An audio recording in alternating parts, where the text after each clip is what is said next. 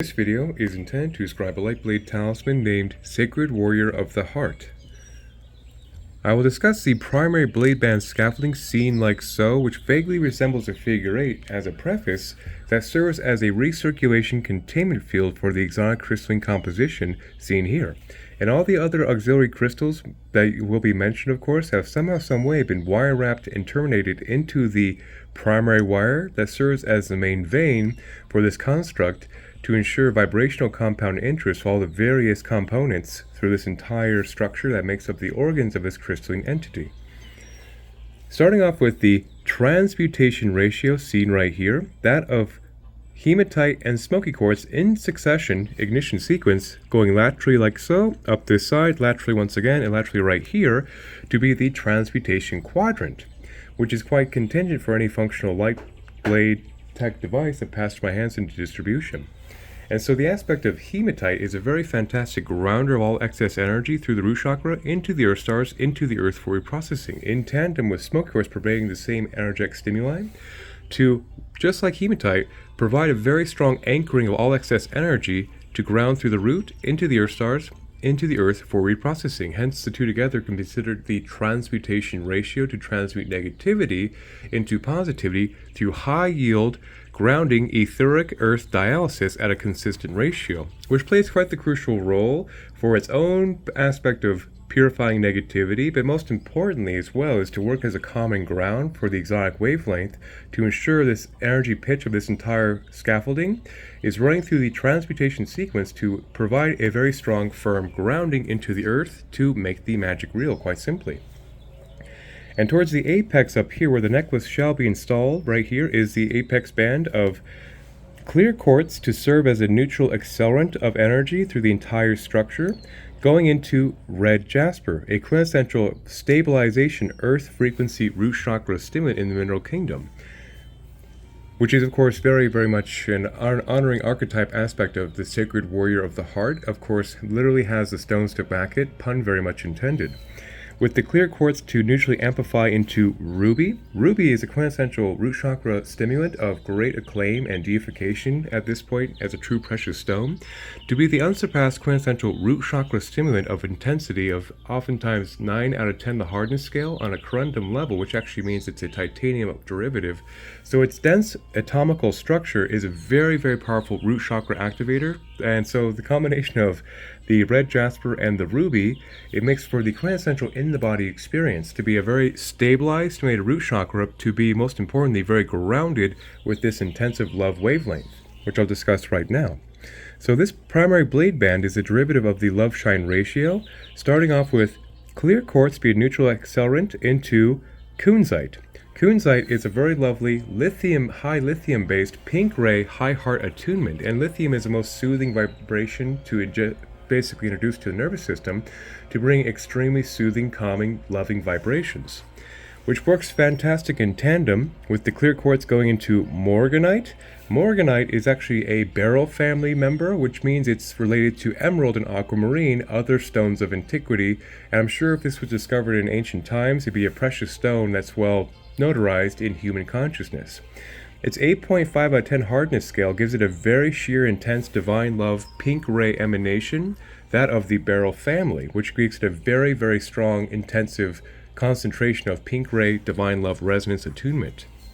Then going into clear quartz, into rose quartz, a very common, thank goodness, high heart, divine love, resonant, and well. So the three together all have pink ray emanation, high heart stimulation, so they work as a fantastic trifecta to be the quintessential love-shine ratio, to be a tremendous pink ray, high heart, divine love, soothing capacity from this triangulation of these three frequencies installed.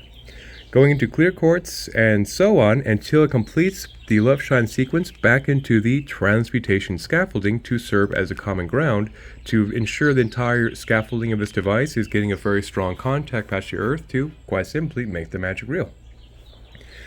So at the very apex of this core, this would be star argonite, a very fantastic calcium-based, full light-body clear stimulant from the entire auric field. And it's one of those true master healers I employ in the trifecta which are present here, which I'll discuss once we get up to the hood, but the aspect of star aragonite makes for a very powerful stimulation to the entire auric field chakra column and dismantles very quickly but very gently patterns of dis-ease that be habitually plaguing the system that would be manifesting as a element in all the metaphysical physical bodies simultaneously. So it's a true master healer of, quite simply, full light body activation healing from top to bottom, as a very utilitarian master healer to be employed here. Then right here, this would be a lovely cabochon of tiger's eye, which has a very distinct purpose for honoring the archetypal designation. The aspect of tiger's eye has a fantastic lower 3 chakra stimulant, yet the aspect of tiger's eye also has a tremendous alignment of the solar plexus, the sacrum, and the root in a very impeccable fashion in the mineral kingdom, which of course is very good for the in-the-body experience once again, and most importantly, equilibrium and practical action with that sacred warrior of the heart energy to put it into focus and to put it into action, into tangibility, quite simply. So this is quite the amazing vibration to encourage the confidence and the leadership required to live in that authentic sacred heart vibration of a warrior of light, quite simply, in that capacity, hence that's the stone to back it. Then over here is much more complex with a lot of goodies. Right here, this would be sunstone, a very fantastic solar plexus and sacrum stimulant of very fun, enthusiastic fire energy that really works very powerful to encourage and bring conviction as well as enthusiasm and confidence to one's endeavors, which is, once again, I'll repeat myself more than once on this subject, but all the designation crystals back the archetypal intended destination. And so the sunstone is a very fantastic stone of leadership and benevolence and blessings for all on those being served. Then over here will be Libyan gold tektite, a very fantastic gold ray crystal utilized by the pharaohs of antiquity, which I will omit a lot of lore to keep this relatively consolidated and, more importantly, cataloging of the composition. But it's quite simply a very powerful, tremendously underrated crystal still this day and age, of high cosmic space magic potency, of dramatic solar plexus and sacrum stimulation of cardinal fire with storm overtones of full golden ray of illumination through the auric field. Hence it's a celestial space-bearing magic crystal vibration that's quite powerful for manifestation, encouragement, and of course, once again, a very sovereign, inducive, confidence-boosting frequency. And clear my throat for that one. Then above that would be its green ray, vibrationally speaking, cousin of moldavite, which is quite famous for being the quintessential stone of green ray, high heart, dharmic acceleration magic. So with that high capacity storm energy of green, capacity of alignment to creation, it is quite the stone of magic of synchronicities made manifest, and quite simply a very potent holy grail tier dharmic stimulant to align one's template to their divine purpose. Hence it's become quite infamous in this day and age for being quite volatile in the taxing nature of the false self matrix of not one's divine blueprint, but that's exactly why this has been rigged out with tremendous amounts of loving transmutation sequences to get the most out of that frequency while mitigating timeline whiplash. Then above that would be lapis lazuli, which is another classic blue-ray crystal of great acclaim and deification for magical utilization in this timeline. And the aspect of lapis being a tremendous 5th, 6th chakra stimulant of wind elemental correspondence is that of another sovereign highest truth capacity to be in alignment with one's inner king, inner queen archetype. And of course, to embody that through the practical aspect of the cohesion of identity. So this is what's one of those amazing crystals that has great amount of magic lore steeped behind it, literally across the world. Just like turquoise, above it, turquoise is quite the famous crystal, and is a fantastic 5th chakra stimulant combining the aspects of earth, fire, water, and wind, the 4 terrestrial elements, or the Lakota medicine wheel, through a 5th chakra focus. Hence it's quite the deified ancient grandfather ally of utilization for harmonization with one's divine purpose, which goes a very long way for full pranic stimulation and just general equilibrium, good vibration, harmonious emanation for the 5th chakra identification to the entire auric field, which goes a very, very long way to, of course, when you know thyself, that inherently generates confidence in that capacity. So that would be the entirety of the exotic crystal range. That'd be the blade face of this talisman. Next, I'll be discussing the hood section, which will actually have this white leather aesthetically installed after this video, So these components will probably not be seen again if, of course, it maintains the function. So the aspect of the white leather is far more than aesthetic, which I'll discuss right now. So obviously white is a lovely full spectrum 7-ray diffusion manifestation of the embodiment of the 7 rays, which makes a very nice harmonious vibration leather of the whole spectrum, which is a nice little color therapy resonance. But the aspect also, the leather hood plays is quite integral for, of course, protecting all these crystals seen right here, as this is literally worn as a talisman, a wearable amulet, if you would. And the aspect also, it works to insulate the energy of this entire sequence so that it mitigates the lateral stray energy leaking so the energy is more contained and more efficiently channeling through the apex band and the primary blade band to have a cleaner, more efficient circulation of the energy overlap. So that's exactly why, and of course, once it is installed correctly, it does have a nice aesthetic finished feature to kind of give a little bit of illustration, but indeed is a very functional component, because I'm asked that quite a bit actually, and so I have to describe that quite a bit, of it being a truly intentional part of the construct, not just for aesthetics. And so right here, underneath the hood is another quintessential stone of space magic. This would be black tektite, which is a product of meteorite impacting sand somewhere on the Earth. So it carries that celestial entry into the terrestrial plane of Earth as a heaven-to-earth frequency. And luckily it's a black gray crystal with a very high vibrational pitch yield, which means the vibrational fortification from the Earth-star scaffolding up is a base vibration raising of the entire auric field's capacity, which is very effective for burning off stagnant energies and overall raising general foundational vibrations of the human physical avatar scaffolding, which is always advantageous, and this is virtually used in every single construct I craft into existence based on the utilitarian, tangible raising of vibrations from a very, thank goodness, ground-up scaffolding perspective. Then, over here, next to that, would be one of the members of the Holy Trinity. Like mentioned with Star Argonite, this would be Tibetan Black Quartz. And clear my throat. Tibetan Black Quartz from Tibet is another fantastic full light body healer. Just like Star Argonite, there'll be a trifecta theme, of course, I'll be discussing right now, as they work as a triumphant trio of master healing capacity together. And so the aspect of Tibetan Black Quartz, just like Star Argonite, has a very powerful full light body activation from top to bottom, and is a true toroidal field stimulant to dramatically ground the excess yield of the Earth stars, while also encompassing the stellar gateway higher chakra capacity to expand that field as well. So of course, with that much ohm resonance transference through the field, it's very discouraging for things to stick to the field that are not of one's divine essence, quite simply. As a true master healer, and of course from Tibet, it's quite the famous place of Om practicing for millennia, etc., etc., etc. Then to round out the trifecta, this over here will be Seraphinite, a green ray crystal named after the seraphim archangels that, just like Tibetan Black Quartz and Star Argonite, works as a tremendous full light body healer of the entire chakra column from top to bottom to successfully dismantle the patterns of dis-ease found stored in the chakra column, which is its whole great merit. So naturally, the three together work with substantial vibrational compound interest to, for me, a very utilitarian full light body healing expanse from top to bottom through 3 different frequencies of the same stimuli working together to dismantle patterns of dis-ease in all their varieties. Then over here will be shungite, which is quite the famous black-gray crystal, quite in vogue for its fame and acclaim to mitigate 5G wavelengths and unnatural harmful vibrations we endure as a modern species, from cell phone towers, all the kinds of stuff, Wi-Fi emanations, you name it. And the aspect of the black-gray carbon-based shungite makes for a fantastic filtration purification for the entire auric field, just like the transmutation scaffolding, to make a very strong bypass earth ratio transference to transmute negativity into positivity.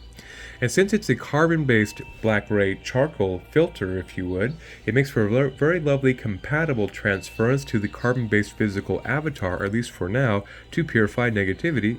into positivity. Then above that would be a very lovely white ray crystal of divinity I utilize named Scoicite. Scoicite is a very fantastic 6, 7, 8 non-physical chakra stimulant back to one's godhead, and it brings tremendous amount of peace and soothing calm and clarity of one's witness self made conscious through higher resonant divine alignment,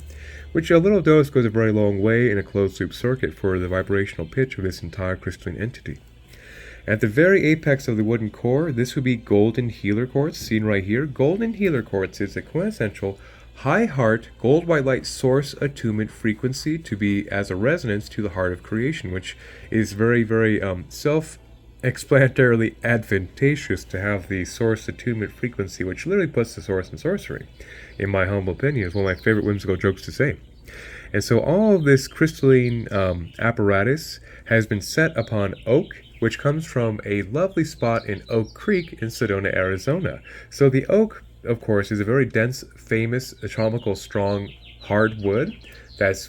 has its own lore and acclaim, of course, over the annals of history. But the aspect of the oak plays quite the critical role for being a carbon-based transferability to the physical scaffolding for now the human avatar, to take the silica energy, or the crystal energy I should say, radius built around it, to make a very clean resonant transference with the human avatar to further encourage the magic